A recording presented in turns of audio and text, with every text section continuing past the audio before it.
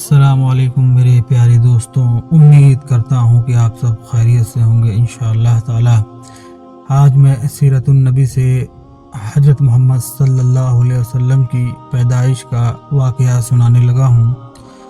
हज़रत इब्न अब्बास रज़ियल्लाहु ताला अन्हु कहते हैं कि हुज़ूर नबी करीम सल्लल्लाहु अलैहि वसल्लम इस दुनिया में तशरीफ़ लाए तो आपकी अनवाल नाल कटी हुई थी। अनवाल नाल को बच्चे पैदा होने के बाद दाया काटती है। आप खतना शुदा पैदा हुए। अब्दुल मुत्तलिब ये देखकर बेहद हैरान हुए और खुश भी। वो कहा करते थे, मेरा बेटा निराली शान वाला होगा। आपकी पैदाइश से पहले मक्का के लोग खुश्क साली और कहत का शिकार थे, लेकिन यूं ही आपके दुनिया में तशरीफ़ लाने का वक्त करीब आया, बारिशें शुरू हो गईं, खुश्क साली दूर हो गई, दरख्त हरे भरे हो गए और फलों से लद गए। ज़मीन पर सब्ज़ा ही सब्ज़ा नज़र आने लगा। पैदाइश के वक्त आप अपने हाथों पर झुके हुए थे, सर आसमान की तरफ था। एक रवायत के अल्फाज ये हैं कि घुटनों के बल झुके हुए थे, मतलब ये कि सजदे की सी हालत में थे। आपकी मुट्ठी बंद थी और शहादत की उंगली उठी हुई थी, जैसा कि हम नमाज में उठाते हैं।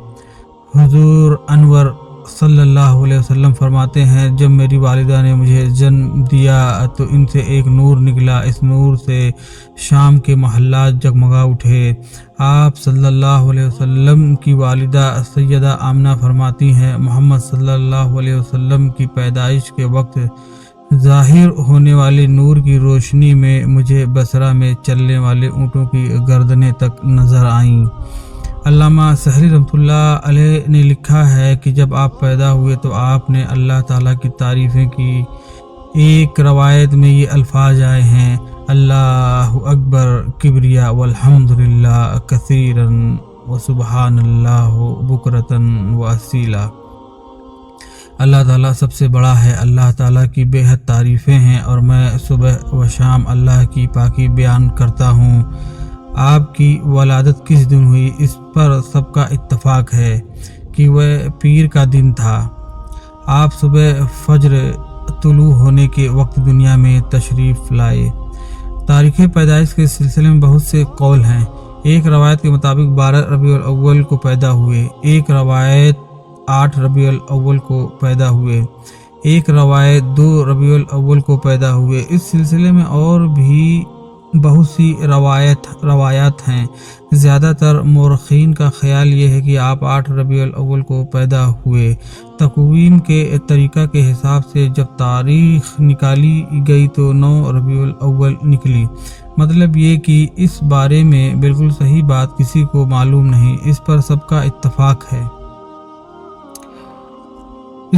इत्तफ़ाक है कि महीना रबीउल अव्वल का था और दिन पीर का। ये भी कहा जाता है कि आपको पीर के दिन ही नबूवत मिली। पीर के रोज़ ही आप मदीना मुनव्वरा की तरफ हिजरत फरमाई और पीर के रोज़ ही आपकी वफ़ात हुई।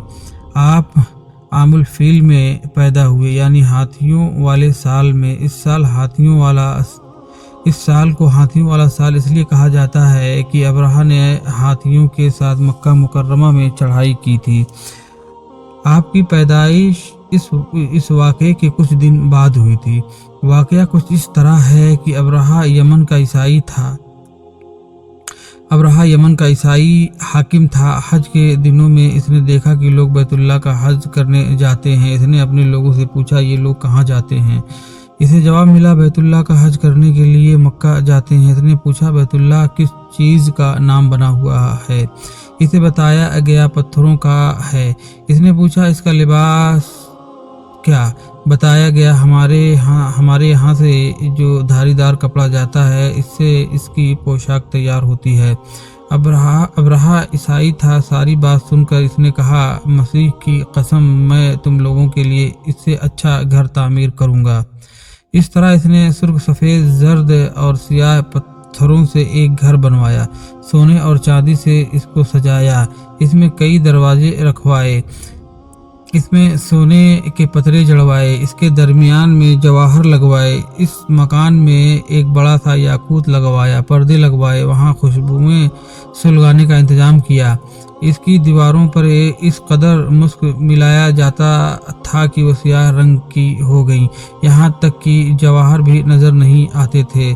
फिर लोगों से कहा, अब तुम्हें बैतुल्लाह का हज करने के लिए मक्का जाने की ज़रूरत नहीं रही, मैंने यही तुम्हारे लिए बैतुल्लाह बनवा दिया है, लिहाजा अब तुम इसका तवाफ करो। इस तरह कुछ कबाइल कई साल तक इसका हज करते रहे, इसमें एतकाफ करते रहे, हज वाले मनासिक भी यहीं अदा करते रहे। अरब के एक शख्स नफील खशमी से ये बात बर्दाश्त ना हो सकी। वह इस मसनूई खाने काबा के खिलाफ दिल में कुड़ता रहा। आखिर इसने दिल में ठान ली कि वह अबराहा की इस इमारत को गंदा करके छोड़ेगा।